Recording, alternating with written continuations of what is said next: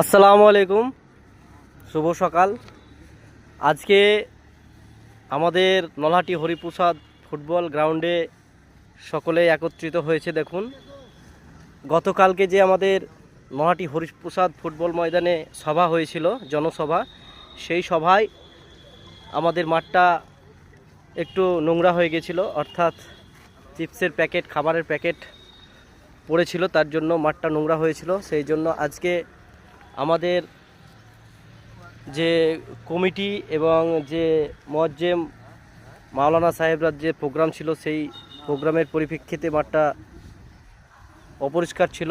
তার জন্যই আজকে সকাল সকাল আমাদের মাওলানা সমাজ এবং মুফতি সাহেব সকলেই এসে, এবং আমাদের যে যুবক ভাইরা কমিটিতে ছিলেন প্রত্যেকেই তারা মাঠ পরিষ্কার করার কাজে নেমে পড়েছে। দেখুন, সেটাই তো আমরা এই বার্তায় দিতে চাই এই ভিডিও থেকে, যে আগামী দিনে যারা এই নলহাটি ফুটবল গ্রাউন্ডে জনসভা বা সভা করবেন, প্রত্যেককে অনুরোধ করব তিনারা যেন এইভাবে সভা শেষে মাঠটা পরিষ্কার করে নেয়।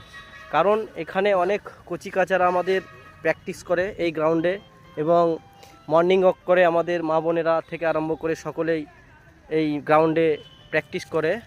তো প্রত্যেককে অনুরোধ করব জনসভা শেষে যেন এইভাবেই মাঠটা পরিষ্কার করার কাজে নেমে পড়ে। তাই দেখুন, প্রত্যেককেই আমরা আমাদের এই যে মাঠ পরিষ্কার করার কাজে নেমে পড়েছে। আমাদের মুফতি সাহেব আছেন এখানে, নুরুল ইসলাম সাহেব এখানে আছেন, আমাদের হাজি নাম বলি, তো আমাদের দেখেন প্রত্যেকেই চলে এসছে। হ্যাঁ, তারা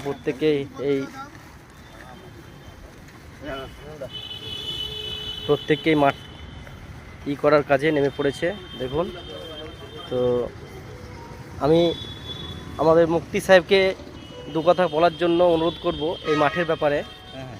ঘটনাটা হচ্ছে যে আমরা তো ধরুন শান্তপ্রিয় মানুষ, মানে ইসলাম ধর্ম যেই কবুল করে সেই শান্তপ্রিয় হয়ে যায়। তো পরিষ্কার পরিচ্ছন্নতা তার ইমানের একটা অঙ্গ। তো কালকে আমাদের যে সমাবেশটা হয়েছিল আমাদের যুবকবৃন্দ এবং ওলামায়ে কেরামেদের যৌথ উদ্যোগে হয়েছিল। তো প্রায় মোটামুটি হয়তো প্রায় 15-17 হাজার লোকের একটা সমাগম ছিল। তো আনুমানিক বলছি 20 হতে পারে, তার থেকে বেশি মিছিলে ছিল। প্রায় মিছিলে হয়তো 25,000 লোকের সমাগম ছিল। কিন্তু সেই মিছিলে এবং সভার পরে এখানটাতে দেখা গেলো বেশ নোংরা, আমাদের বিবেকে লাগলো। কেননা মহানবী সাল্লাল্লাহু আলাইহি ওয়াসাল্লাম বলেছেন, আর নাজাফাতু সাতরুল ঈমান, পরিষ্কার পরিচ্ছন্নতা ঈমানের একটা অঙ্গ।